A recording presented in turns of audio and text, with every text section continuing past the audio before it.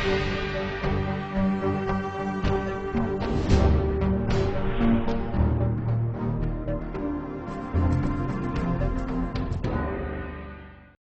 Vindhya times में आपका स्वागत है और आपके साथ मैं श्रेया। आज की बुलेटिन की खबरों के साथ हाजिर हुए हैं। पहली खबर की बात करते हैं। इटौरा बाईपास पर सरकारी बुलडोजर लगातार चल रहा है। बीते दिनों इटौरा के समीप बने मंदिर को भी प्रशासन के द्वारा गिराने की प्रक्रिया की गई, जिसका विरोध करने उसे अधूरा ही गिराकर छोड़ दिया गया। लेकिन आज एक बार फिर कई सालों से सरकारी जमीन पर कब्जा किए ग्रामीणों का घर ढहाने सरकारी अमला वहां पहुंच गया, जो कलेक्टर व पुलिस अधीक्षक के आदेश पर बड़ी कार्रवाई करते हुए थाना प्रभारी शिव पूजन मिश्रा एवं नगर निगम के अधिकारी व कर्मचारियों के द्वारा अवैध जमीन पर संचालित चार पंचर की दुकान और एक होटल, 2 किराना की दुकानों को धराशायी कर अतिक्रमण मुक्त किया गया है। बताया जाता है कि इस जमीन पर कई वर्षों से ग्रामीणों का कब्जा था, जबकि यह जमीन शासन की योजनाओं के लिए शेष थी, जिसे अब अतिक्रमण मुक्त करा वहां पर अन्य योजनाओं को लागू किया जाएगा। कार्यवाही होती, क्या कार्यवाही है, किस जमीन पे अतिक्रमण? ये एक्चुअल है क्या कि ये नेशनल हाईवे, ये भारत सरकार की सड़क है, भूतल परिवहन विभाग की, और इसकी सड़क चिन्हित है। बहुत से सारे लोगों ने अवैध ढाबे, अवैध दुकानें संचालित करके वहाँ अवैध गतिविधियाँ कर रहे हैं। चूँकि मध्य प्रदेश शासन द्वारा भी निर्देश है कि अवैध गतिविधियाँ बंद हों, अतिक्रमण बंद हो। शासकीय भूमि में जितने भी अतिक्रमण हैं और ख़ासकर जो बड़े अपने आप को समझते हैं, तो उनका अतिक्रमण जो है भूतल परिवहन विभाग के सहयोग से हटाया जा रहा है। और ऐसे जो भी अतिक्रमण मिलेंगे वो निरंतर हटाए जाते रहेंगे। कितने चिन्हित किए गए हैं? ये तो भूतल परिवहन विभाग हमको सूची दे रहा है और वही बताता है कहाँ टारगेट करना है। हम लोग कानून एवं शांति व्यवस्था के लिए वहाँ मुस्तैद रहते हैं। अनाउंस भी करवाया जा रहा है जी। संबंधित भूतल परिवहन विभाग द्वारा इसके पूर्व 3 दिन पूर्व डुग्गी पिटवाई गई थी, नोटिस दिया गया था, लाउड स्पीकर से इन लोगों को सूचित किया गया था। रीवा में जोरों से चल रहे निर्माण कार्यों की गति धीमी हो गई है। कई निर्माण एजेंसियां काम कर रही हैं, लेकिन काम को अधूरा छोड़ ही उद्घाटन करने की योजना बन जाती है। रीवा शहर के बीच बन रहे निपनिया पुल का उद्घाटन करना तय हुआ था, लेकिन राष्ट्रीय शोक की वजह से उद्घाटन नहीं होना बताया गया। निपनिया पुल का उद्घाटन रीवा विधायक राजेंद्र शुक्ला को करना था और इसके लिए तैयारी भी पूरी कर ली गई थी।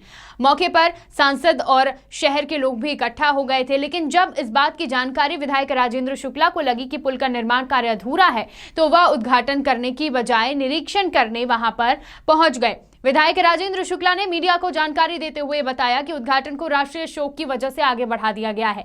उन्होंने बताया कि निपनिया पुल में और भी अभी कुछ काम करना बाकी रह गया है, जो पूरा किया जाएगा। एसके स्कूल के पीछे से जो रोड निपनिया पुल के ऊपर आती है, उस रोड को जोड़ना एवं निपनिया पुल से जो निपनिया चौराहा की ओर रोड जाती है, उस पुल को अभी जोड़ना बाकी है। इस कारण से लोकार्पण रद्द कर दिया गया। आने वाले समय में जब कार्य पूरा कर लिया जाएगा, तब इसका लोकार्पण किया जाएगा। फिलहाल इस पुल पर ट्रैफिक की शुरुआत कर दी गई है।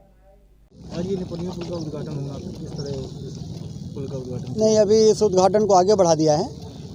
अभी इसमें कुछ काम और करना बाकी है।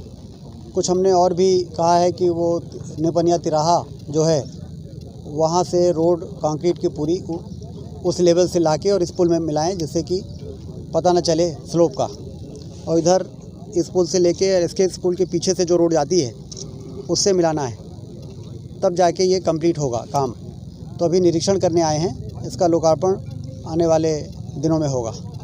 पुल से बनने के बाद जनता किस तरह जान आएगी इस पुल में, जान दी जाएगी? पूरे निपनिया के लोगों में के डिमांड में ये पुल स्वीकृत हुआ था और सभी लोग बड़े प्रसन्न हैं। और एक मांग इन्होंने अभी की है, जो कि हमको बहुत उचित लगता है, कि इस पुल को वहाँ तिराहे में मिलाया जाए और इधर तिराहे में मिलाया जाए।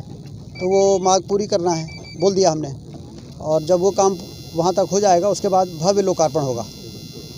प्रशासन के द्वारा चलाए जा रहे जमीन पर अतिक्रमण मुक्त अभियान ने जोर पकड़ लिया है। प्रशासन के द्वारा उन लोगों को निशाना बनाया जा रहा है जो शासकीय जमीन पर कई वर्षों से कब्जा करे बैठे हुए हैं। फरार नशा कारोबारी द्वारा शासकीय जमीन पर अतिक्रमण कर बनवाए गए आलिशान मकान को पुलिस व प्रशासन अधिकारियों ने धराशायी कर दिया है और अतिक्रमण किया गया है, जमीन मुक्त कराई गई है। बताया जाता है कि गुड़ थाना क्षेत्र अंतर्गत रहने वाला आरोपी कई वर्षों से शासकीय जमीन पर कब्जा किए हुए था, जो सीतापुर मार्ग में 20,000 स्क्वायर फीट जमीन पर अपना कब्जा बनाया गया था और आलीशान मकान बनवाया था। लेकिन पुलिस विभाग ने उसकी जमीन के संबंध में जानकारी एकत्र की और बाद में राजस्व विभाग को कार्यवाही के लिए पत्र लिखा था। मंगलवार को राजस्व अधिकारियों के साथ भारी पुलिस बल मौके पर पहुंचकर फरार आरोपी का आलीशान मकान गिरा दिया। लगातार हो रही इस कार्यवाही से अपराधियों और नशा कारोबारियों में हड़कंप मचा हुआ है।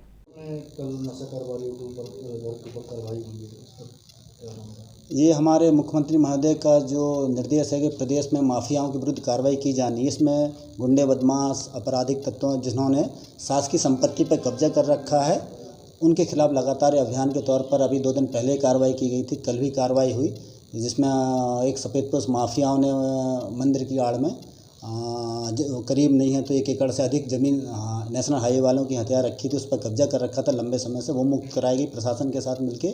उसी क्रम में गुड़ में भी एक अपराधी है जो मुकेश जायसवाल जिसका नाम है, उम्र 45 वर्ष है। उसके ऊपर 5 मुकदमे दर्ज हैं, जिसमें उसमें गांजा कोरेस तस्करी के भी 3 मामले दर्ज हैं, अड़ीबाजी का भी मामला दर्ज है। इसके जानकारी लगी थी कि इटार का रहने वाला है, इटार में इसका अच्छा खासा घर है, लेकिन इसने मुख्य मार्ग पर आकर करीब नहीं है तो 1 एकड़ से अधिक ज़मीन पर कब्जा कर रखा है। 2-2.5 हज़ार स्क्वायर फीट पर एक निर्माण कर रखा है, जिस पर ये अवैध गतिविधियाँ संचालित करता था।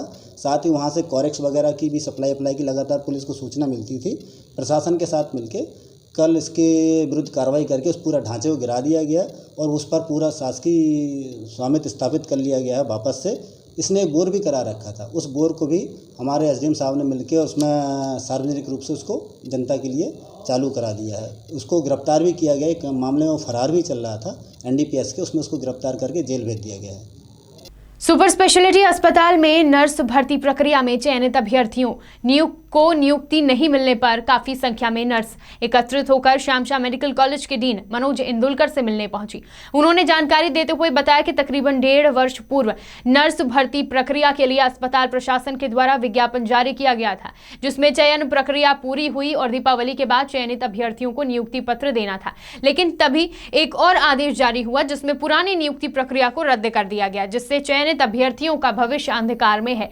चयनित नर्सेज ने बताया कि श्यामशाह मेडिकल कॉलेज के डीन से जब इस बारे में बातचीत की गई तो उन्होंने कहा कि पहले सरकारी कॉलेज के अभ्यर्थियों को प्राथमिकता दी जाएगी, इसके बाद चयनित अभ्यर्थियों में से चयन किया जाएगा।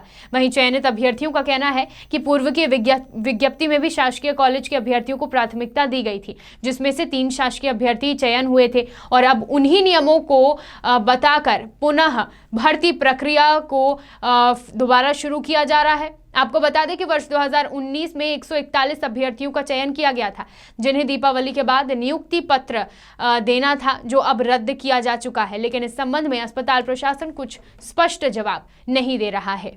आम आदमी पार्टी के प्रदेश अध्यक्ष के द्वारा प्रेस वार्ता का आयोजन प्रदेश में होने वाले नगरीय निकाय चुनाव के बारे में चर्चा करने के लिए रखा गया। प्रदेश अध्यक्ष पंकज सिंह ने जानकारी देते हुए बताया कि आम आदमी पार्टी नगर निगम एवं त्रिस्तरीय पंचायत चुनाव में जोरों शोरों से भाग लेगी और जीत हासिल करेगी। साथ ही पूरी ताकत से प्रदेश में होने वाले नगरीय निकाय चुनाव में जीत भी दर्ज करेगी। उन्होंने पार्टी के सभी कार्यकर्ताओं के साथ उन लोगों को भी पार्टी के साथ जुड़ने का मौका दिया जो निष्पक्ष तरीके से पार्टी का काम कर रहे हैं। प्रेस वार्ता के दौरान पंकज सिंह ने कहा कि प्रदेश के 52 जिलों में पार्टी सक्रिय है। इसी को देखते हुए रीवा में भी उन लोगों को मौका दिया जाएगा जो जनता के साथ हर मुद्दे पर खड़े रहे हैं। विंध्य की तमाम खबरों के साथ कल फिर हाजिर होंगे। देखते रहिए विंध्या टाइम्स। बहुत बहुत धन्यवाद।